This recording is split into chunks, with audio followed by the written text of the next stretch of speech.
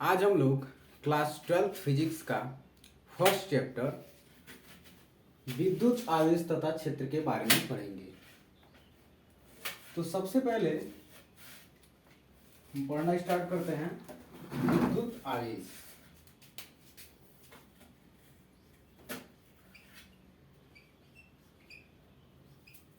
विद्युत आवेश, electric charge.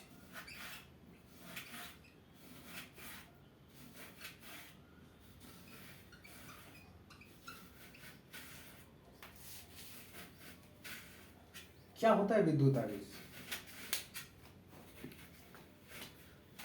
आप देखते हैं कि जब भी दो पदार्थों को आपस में रगड़ा जाता है तो उनमें हल्की वस्तुओं को अपनी ओर आकर्षित करने का गुण उत्पन्न हो जाता है।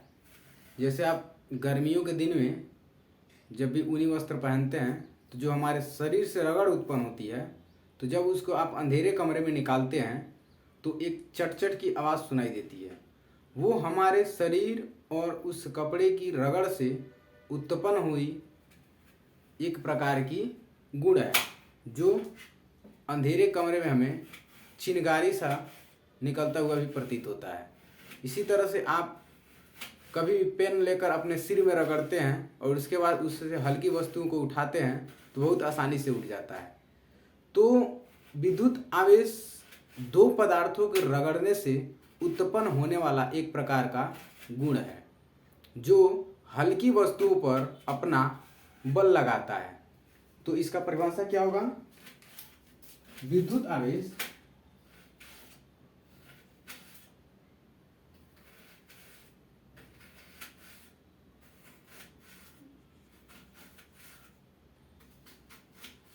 दो पदार्थों को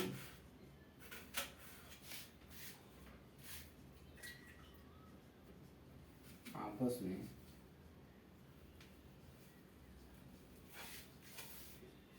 रगड़ने पर उनमें उत्पन्न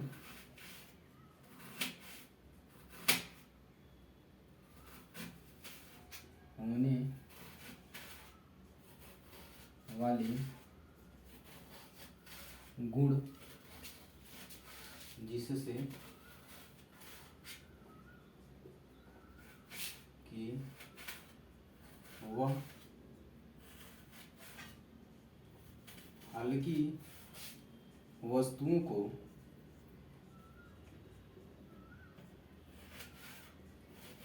अपनी ओर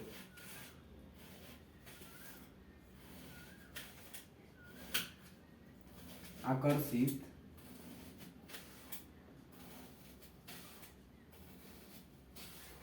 अथवा प्रतिकर्षित करता है।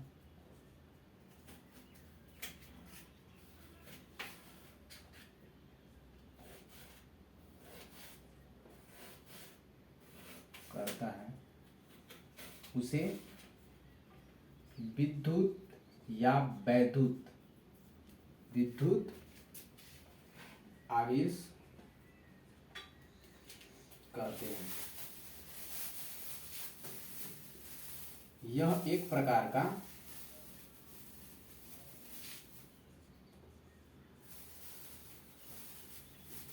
गुण है।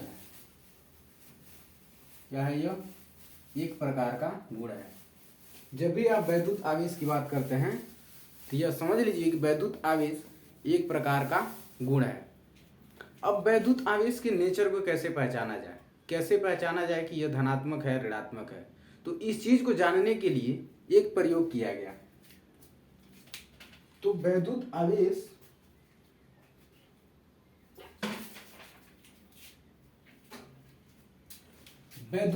के प्रकार मतलब इसके नेचर, तो वैद्युत आवेश के नेचर जानने के लिए प्रयोग किया गया था। तो यहाँ पे हेडिंग लगाते हैं विद्युत आवेश के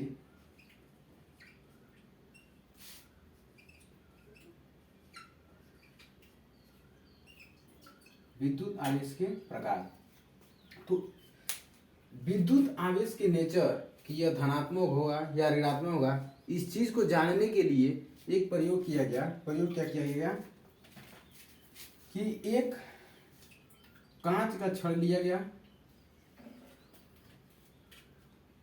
और एक आबनूस का छड़ लिया गया।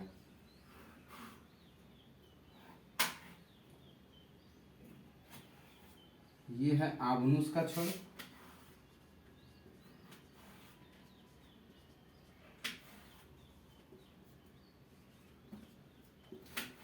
और ये है कांच का छड़।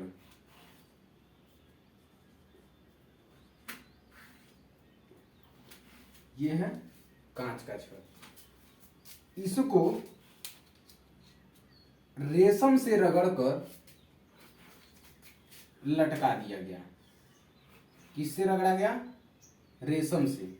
इस कांच की छड़ को रेशम से रगड़कर और लटका दिया गया और इस आबनूस की छड़ को बिल्ली की खाल से रगड़कर लटका दिया गया और एक तीसरा छड़ लिया गया जो कांच का छड़ था, उसको भी रेशम से रगड़कर और इन दोनों के बीच में लाया गया। ये जो कांच का छड़ था, ये किसका छड़ था? कांच का छड़। इसको रेशम से रगड़कर और इन दोनों के बीच में लाया गया। तो जब इस कांच की छड़ को, इस कांच की छड़, ये दोनों कांच की छड़ रेशम से रगड़ के लाई गई थी, जब इन दोनों को एक पास लाया गया तो ये देखा गया कि इन दोनों के बीच में प्रतिकर्षण हो रहा है। मतलब यहाँ पे प्रतिकर्षण, ये छड़ जो है इस छड़ को दूर ढकेल रहा है। तो यहाँ पे क्या देखा गया? यहाँ पे प्रतिकर्षण देखा गया। लेकिन जब इस कांच की छड़ को इस आबनूस की छड़ के पास लेके गया गया तो ये देखा गया कि इन दोनों के बीच में आकर्षण हो रहा है। तो यहाँ पे क्या देखा गया कि कांच की छड़ जो है वो आबनूस की छड़ को आकर्षित कर रही है। तो यहाँ पे क्या देखा गया? आकर्षण। तो बाद में इससे निष्कर्ष क्या निकला? इससे निष्कर्ष ये निकला कि यहाँ पे जो प्रतिकर्षण बल लग रहा था, ये जो इस पे आवेश था और इस पे आवेश था, ये दोनों बराबर था, लेकिन और प्रकृति में भी समान था। और यहाँ पे जो आवेश था और यहाँ पे जो आवेश था वो बराबर भी था और प्रकृति में, मतलब नेचर में अपोजिट था। मतलब अगर ये प्लस था, अगर ये पॉजिटिव था तो ये भी पॉजिटिव था और ये निगेटिव था। ये क्या था? निगेटिव। तो यहाँ पे पॉजिटिव, यहाँ पे पॉजिटिव, ये इसको प्रतिकर्षित कर रहा था। ये कांच की छड़ इस छड़ को इधर प्रतिकर्षित कर रहा था। ये पॉजिटिव था, लेकिन ये आबनूस की छड़ जो बिल्ली की खाल से रगड़ा गया था, ये इसको आकर्षित कर रहा था। इसका मतलब ये निगेटिव था, ये पॉजिटिव था। इस चीज को कैसे पता किया गया कि ये पॉजिटिव था, ये निगेटिव था? तो इसको बेंजामिन फ्रैंकलिन, बेंजामिन फ्रैंकलिन एक वैज्ञानिक थे, बेंजामिन फ्रैंकलिन, फ्रैंकलिन ने बताया कि जिस प्रकार से समान परिमाण की धनात्मक और ऋणात्मक संख्याएं एक दूसरे को निरस्त कर देती हैं। जैसे यदि आप +4 लें, -4 लें, यदि आप इन दोनों को एक साथ जोड़ेंगे तो आप पाएंगे क्या? इनका मान 0 होता है।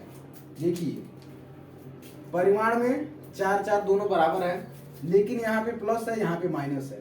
तो इन्होंने बताया जिस प्रकार से समान परिमाण की धनात्मक और ऋणात्मक संख्या एक दूसरे को निरस्त कर देती हैं, इसी प्रकार जो आवेश होता है वो यदि धनात्मक और ऋणात्मक हो तो वो भी एक दूसरे को निरस्त कर देते हैं।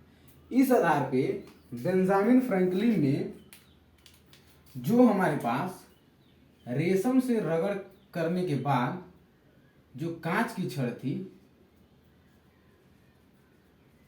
कांच की छड़ थी, इसको बिना किसी लॉजिक के धनात्मक कहा, और हमारे पास जो ये आबनूस की छड़ थी जिसको बिल्ली की खाल से रगड़ा गया था, ये जो आबनूस की छड़ थी जिसको बिल्ली की खाल से रगड़ा गया था, इसको बिना किसी लॉजिक के ऋणात्मक कहा।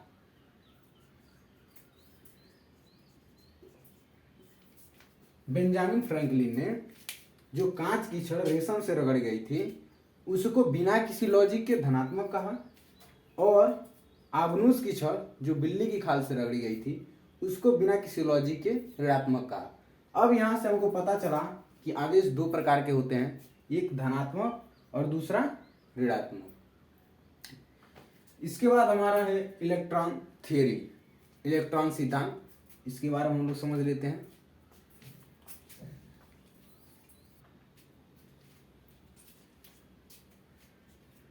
अब हम लोग इलेक्ट्रॉन सिद्धांत के बारे में देखते हैं क्या है इलेक्ट्रॉन सिद्धांत।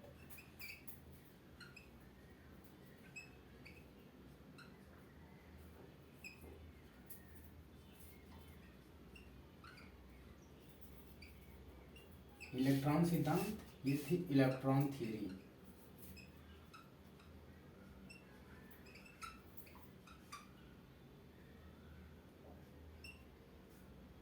ये हमारा इलेक्ट्रॉन थ्योरी।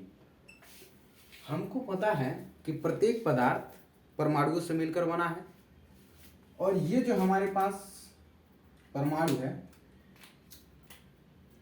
ये मान लीजिए हमारे पास कोई परमाणु है, तो इसका जो नाभिक होता है वो धनावेशित होता है, और इसमें प्रोटॉन और न्यूट्रॉन पाए जाते हैं। प्रोटॉन पे धनात्मक चार्ज होता है, धनात्मक आवेश होता है। ये कैसा होता है? धनात्मक आवेश। और ये न्यूट्रॉन जो होता है ये उदासीन होता है। जब नाभिक में एक धनात्मक और दूसरा न्यूट्रल है तो हमारा जो नाभिक होता है वो पूरा धनात्मक होता है, और इसके बाहर इलेक्ट्रॉन जो होते हैं वो चक्कर लगाते रहते हैं। इलेक्ट्रॉन जो होते हैं वो चक्कर लगाते रहते हैं इस कक्षा में। तो हमको पता है कि किसी परमाणु में जितने प्रोटॉन होते हैं उतने ही इलेक्ट्रॉन होते हैं, और जो प्रोटॉन पे चार्ज होता है, जो आवेश होता है, इतने ही बराबर इलेक्ट्रॉन पे भी आवेश होता है। तो इस प्रकार ये जो पूरे एटम्स हैं ये विद्युत उदासीन होते हैं। यहाँ पे धनात्मक चार्ज होता है और इस इलेक्ट्रॉन के पास इतने ही ऋणात्मक चार्ज होता है। तो ये पूरा जो एटम होता है ये हमारा एक न्यूट्रल होता है। तो यदि आप किसी तरह से इसमें से एक इलेक्ट्रॉन को बाहर निकाल दें तो होता क्या है? चूंकि इस परमाणु में प्रोटॉन और इलेक्ट्रॉन बराबर थे, प्रोटॉन पर धनात्मक आवेश होता है, इलेक्ट्रॉन पर ऋणात्मक आवेश होता है। तो जब आप एक इलेक्ट्रॉन को निकालते हैं, और हमको ये भी पता है कि जो प्रोटॉन पे जितना धनात्मक आवेश होता है इलेक्ट्रॉन पे उतना ऋणात्मक आवेश होता है। तो जब आप यहाँ से एक इलेक्ट्रॉन को निकालते हैं तो आपने सिर्फ इलेक्ट्रॉन निकाला, लेकिन इस परमाणु में इलेक्ट्रॉन प्रोटॉन दोनों एक बराबर थे। तो जब आपने इलेक्ट्रॉन निकाला तो एक प्रोटॉन बढ़ गया, और एक प्रोटॉन बढ़ने का मतलब उस पर धनात्मक आवेश बढ़ गया। ठीक इसके अपोजिट यदि आप बाहर से एक इलेक्ट्रॉन इसमें किसी तरह से डाल दें तो होगा क्या? सामान्य अवस्था में जब ये परमाणु न्यूट्रल था तो यहाँ पे प्रोटॉन और न्यूट्रॉन दोनों बराबर था। जब आपने इलेक्ट्रॉन को डाला तो इलेक्ट्रॉन पे क्या होता है? ऋणात्मक आवेश। जब ये दोनों बराबर थे तो इनमें किसी प्रकार का कोई चार्ज नहीं था, न्यूट्रल था। लेकिन जब भी आपने बाहर से एक इलेक्ट्रॉन को डाला तो जो इलेक्ट्रॉन होता है वो ऋणात्मक आवेश होता है। तो यहाँ पे इलेक्ट्रॉन के आने के कारण इस परमाणु का जो है वो आवेश ऋणात्मक हो गया और बढ़ गया। तो आप ये देख रहे हैं कि इस एटम में, इस परमाणु में जो इसके धनात्मक और ऋणात्मक होने का गुण है वो सिर्फ और सिर्फ इलेक्ट्रॉन पे निर्भर कर रहा है। प्रोटॉन हमारा नाभिक से बहुत मजबूती के साथ बंधे होने के कारण इसको निकाल पाना संभव नहीं है। तो यहाँ पे जो धनात्मक और ऋणात्मक आवेश उत्पन्न करने का काम करता है वो सिर्फ और सिर्फ इलेक्ट्रॉन है। जैसे आप यहां से आवेशों का स्पष्टीकरण कैसे करेंगे, तो इसके लिए हम इससे पहले जो प्रयोग किया गया था उसको समझते हैं। तो आवेशों का स्पष्टीकरण देखिए,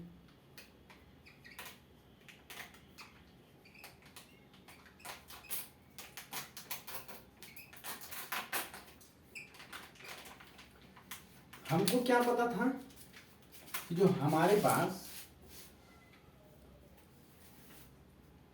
ये कांच की छड़ थी, क्या कांच की छड़, ये किससे रगड़ा गया था? ये रगड़ा गया था रेशम से, और इस पे आया क्या था?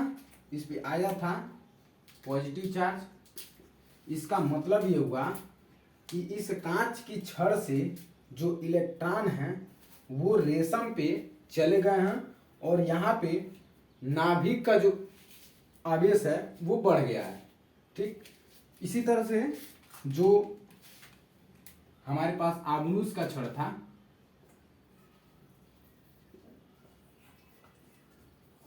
आबनूस का जो छड़ था इसको किससे रगड़ा गया था? इसको रगड़ा गया था बिल्ली की खाल से। किससे? बिल्ली की खाल से।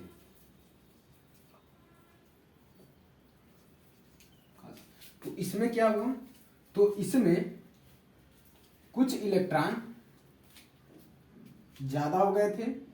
तो जब इसको आबनूस की छड़ को बिल्ली के खाल से रगड़ा गया था तो जो बिल्ली के खाल में इलेक्ट्रॉन थे वो इस आबनूस की छड़ के ऊपर आ गए। तो यहाँ पे क्या हो गया? यहाँ पे ऋणावेशित हो गया। तो मतलब आबनूस की जो छड़ का ऋणावेशित होना हुआ वो बिल्ली की खाल से रगड़ने पर बिल्ली की खाल से इलेक्ट्रॉनों का आबनूस की छड़ पे आने से हुआ है। और यहाँ पर जो कांच की छड़ का धनावेशित होना हुआ है वो इस कांच की छड़ को रेशम से रगड़ने पर कांच की छड़ से इलेक्ट्रॉनों का रेशम की तरफ जाने से हुआ है। दोनों ही कंडीशन में आप देख रहे हैं कि दोनों ही कंडीशन में सिर्फ और सिर्फ इलेक्ट्रॉन ही मूव कर रहा है। इलेक्ट्रॉन ही बिल्ली की खाल से आबनूस की छड़ पे आ रहा है और इलेक्ट्रॉन ही कांच की छड़ से रेशम पे जा रहा है। तो इससे यहाँ से क्या पता चलता है? इससे यहाँ से यह पता चलता है कि इसके अंदर से सिर्फ और सिर्फ इस एटम के अंदर से सिर्फ और सिर्फ इलेक्ट्रॉन ही निकल सकते हैं, जो कि आप यहाँ पे देख रहे हैं। इस प्रयोग से देखा गया कि सिर्फ और सिर्फ इलेक्ट्रॉन ही किसी भी पदार्थ पे ट्रांसफर होता है। ठीक, तो इसके बाद हमारा नेक्स्ट टॉपिक है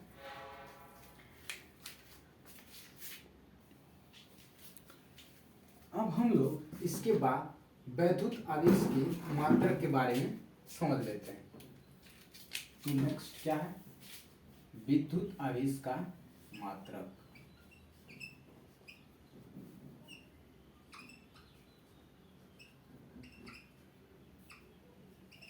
विद्युत आवेश का मात्रक। विद्युत आवेश का मात्रक होता क्या है? विद्युत आवेश का मात्रक कूलाम होता है, लेकिन इस कूलाम को भी डिराइव करके निकाला जाता है, क्योंकि हमारे पास डायरेक्ट विद्युत आवेश का मात्रक नहीं दिया हुआ है।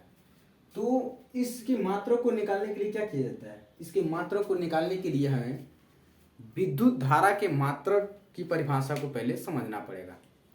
तो विद्युत धारा का मात्रक क्या है? विद्युत धारा का मात्रक एम्पियर है। और एम्पियर की परिभाषा क्या होती है? एम्पियर का परिभाषा होता है कि ये दो सीधे और समांतर जो लंबे तार होते हैं उनके बीच में करंट को फ्लो कराने के बाद उसमें जो उत्पन्न बल होता है उसके आधार पे दिया जाता है। तो इसका परिभाषा क्या होता है? तो सबसे पहले हम समझ लेते हैं एम्पियर की परिभाषा, उसके बाद हम विद्युत धारा को समझ लेते हैं, और विद्युत धारा से किस प्रकार से आवेश के मात्रा को निकाला गया है उसको समझ लेते हैं। तो सबसे पहले हम क्या समझते हैं, एम्पियर। एम्पियर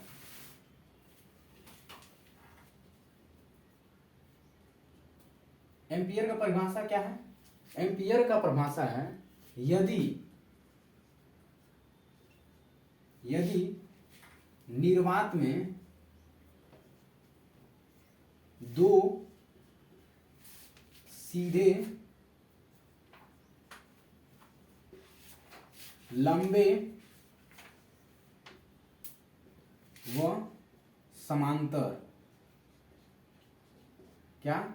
यदि निर्वात में दो सीधे लंबे व समांतर तारों के बीच एक ही धारा प्रवाहित की जाए,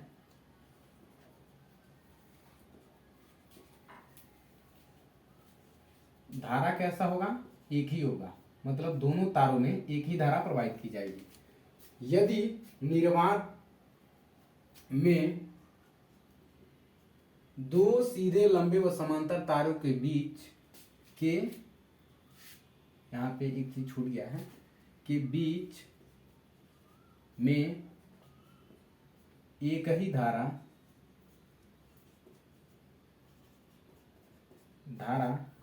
प्रवाहित की जाए,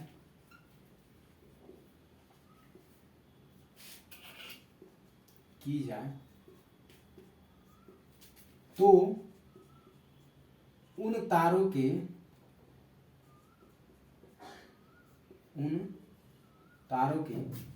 प्रति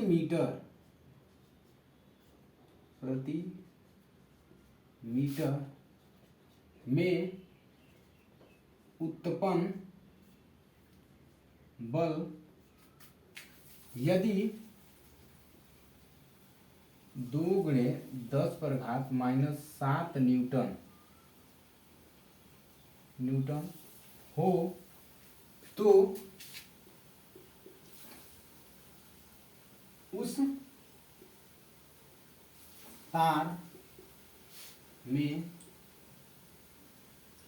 बहने वाली धारा 1 एम्पियर होगी। इस चीज को एक बार समझ लीजिए। जैसे हमारे पास निर्वात होता है, निर्वात होता क्या है? जहां पर कोई वायु ना हो, ठीक। तो हम ऐसे एक जगह की कल्पना करते हैं जहां पे वायु ना हो, तो वहां पे दो सीधा, कैसा? दो सीधा और समांतर मतलब इनके बीच की दूरी समान रहे, कहीं पर भी कम ज्यादा ना हो, और इनके बीच का जो डिस्टेंस है वो 1 मीटर हो। ये 1 मीटर, इनके जो बीच का डिस्टेंस है वो 1 मीटर। तो जब दो सीधे लंबे व समांतर तारों के बीच इन दोनों में एक जो धारा इसमें, जो करंट इसमें बह रही है वही करंट यदि इसमें बहे, तो इन दोनों के बीच में ये तार इस पे और ये तार इस पे 2×10⁻⁷ न्यूटन का बल यदि लगाता है, तो इन तारों के प्रति मीटर, ये बल कैसा है? प्रति मीटर ये जो बल लगेगा 2×10⁻⁷ न्यूटन, ये अगर मान लीजिए यहाँ से यहाँ तक 1 मीटर है, तो यहाँ से भी यहाँ तक 1 मीटर है, तो यहाँ से यहाँ तक जो बल होगा वो 2×10⁻⁷ न्यूटन का ये टोटल यहाँ से यहाँ तक बल इस पे लगाएगा, या यही बल जो 2×10⁻⁷ न्यूटन है वो यहाँ से यहाँ तक है और जो इस पे लगाएगा। यदि ऐसा होता है तो इन दोनों तारों के बीच में जो बहने वाली धारा होगी वो 1 एम्पियर होगी। ये होता है एम्पियर की परिभाषा, एम्पियर, ठीक। इसके बाद हम समझ लेते हैं, क्योंकि हमारा टॉपिक है विद्युत आवेश का मात्रक, तो हमें विद्युत आवेश के मात्रक के बारे में जानकारी इकट्ठा करना है। तो हम एम्पियर की परिभाषा तो देख ली, अब हम समझते हैं विद्युत धारा क्या होता है। तो हम लोग समझ लेते हैं विद्युत धारा। तो विद्युत धारा क्या होता है? तो विद्युत धारा का परिभाषा है, यदि किसी चालक में विद्युत आवेशों का प्रवाह, यदि किसी चालक में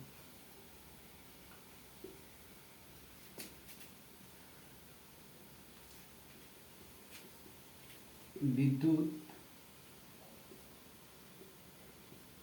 आवेशों का प्रवाह, विद्युत धारा, यदि किसी चालक में प्रवाहित होने वाले विद्युत आवेशों की मात्रा Q,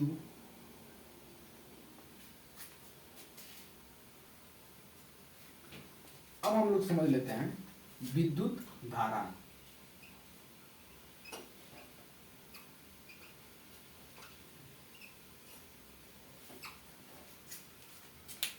इसका परिभाषा होता है किसी चालक में प्रवाहित होने वाले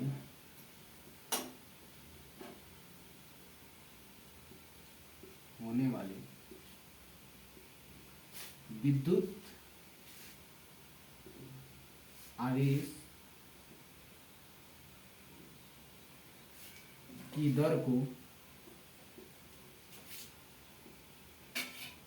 विद्युत धारा कहते हैं।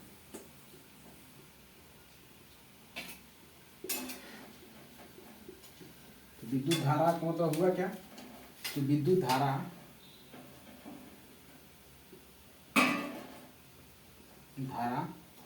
बराबर विद्युत आवेश बटे समय। जैसे मान लीजिए हम ये कहें, इस चीज को समझ लीजिए, थोड़ा इस चीज को समझ लीजिए। जैसे मान लीजिए हमारे पास एक तार है, ये कोई कंडक्टर है, यदि इसमें से इलेक्ट्रॉनों का फ्लो हो रहा है, ठीक, तो आप विद्युत धारा को कैसे मापेंगे इस चालक में? तो करेंगे क्या, आप ये देखेंगे कि आपके इकाई समय मतलब आप जो भी यूनिट ले रहे हैं, यदि आप एक ही मान लें कि 1 सेकंड में कितने इलेक्ट्रॉन यहां से, इसके एकांक क्षेत्रफल होगा कुछ, अब जो भी मान लें, इस अगर ये मान लेते हैं इसका जो ये डिस्टेंस है, ये अगर ये भी एक यूनिट को रिप्रेजेंट कर रहा है, तो यहां से यहां तक इलेक्ट्रॉनों के जाने में जितना समय लगा और यहां से यहां तक कितने इलेक्ट्रॉन इस कंडक्टर से बाहर निकले, जब आप उनका अनुपात लेते हैं, वही होता है विद्युत धारा। मतलब विद्युत जो आवेश होते हैं वो प्रवाहित हो रहे हैं उसके समय के सापेक्ष। तो यहां से हम लोग, चूंकि हमें चाहिए क्या, विद्युत आवेश का मात्रा, तो ये देखिए, यदि यहां से हम विद्युत आवेश को यहीं रहने दो और समय को इधर गुणा कर दो, तो क्या मिलेगा हमें? तो मिलेगा विद्युत धारा गुणे समय बराबर विद्युत आवेश।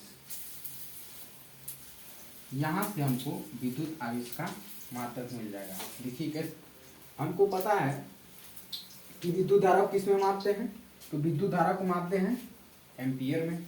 तो यहां से देखिए, इसको मिटा के थोड़ा ऊपर दिख रहे हैं,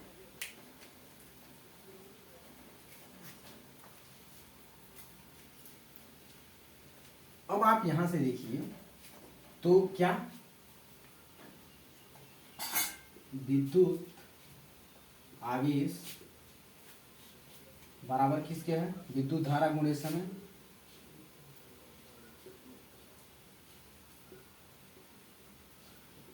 गुणे समय। और हमको पता है कि MKS पद्धति में या SI यूनिट में जो विद्युत धारा का मात्रक होता है वो होता है एम्पियर, और समय का मात्रक होता है सेकेंड, ये होता है सेकेंड। तो विद्युत आवेश का मात्रक क्या हो गया?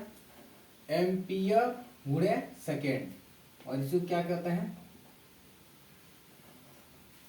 कूलाम। ये रहा हमारा विद्युत आवेश का मात्रक।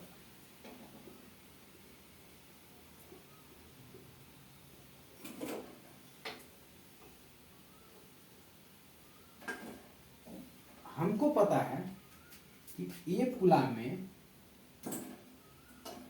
कूलाम बराबर 1.6 गुणे 10⁻⁻19 इलेक्ट्रॉन होते हैं। तो यदि किसी वस्तु के ऊपर एक इलेक्ट्रॉन आ जाए, मतलब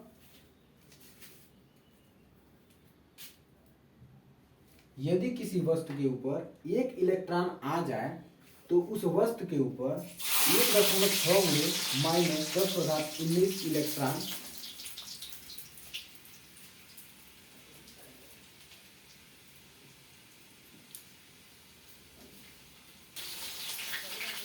हमको पता क्या है? हमको पता है कि जो एक इलेक्ट्रॉन पे 1.6 गुणे 10⁻⁻19 कूलाम आवेश होता है। इसका मतलब यदि किसी वस्तु पर एक इलेक्ट्रॉन आ जाए, मतलब एक इलेक्ट्रॉन की अधिकता हो जाए, तो उस वस्तु पर 1.6 गुणे 10⁻⁻19 कूलाम आवेश, क्या आवेश की अधिकता हो जाएगी। यदि उस वस्तु पर एक इलेक्ट्रॉन घट जाए तो उस वस्तु पर 1.6 गुणे 10⁻⁻19 कूलाम आवेश की कमी हो जाएगी। ठीक, इसके बाद जो भी टॉपिक है उसको हम लोग नेक्स्ट वीडियो में पढ़ेंगे।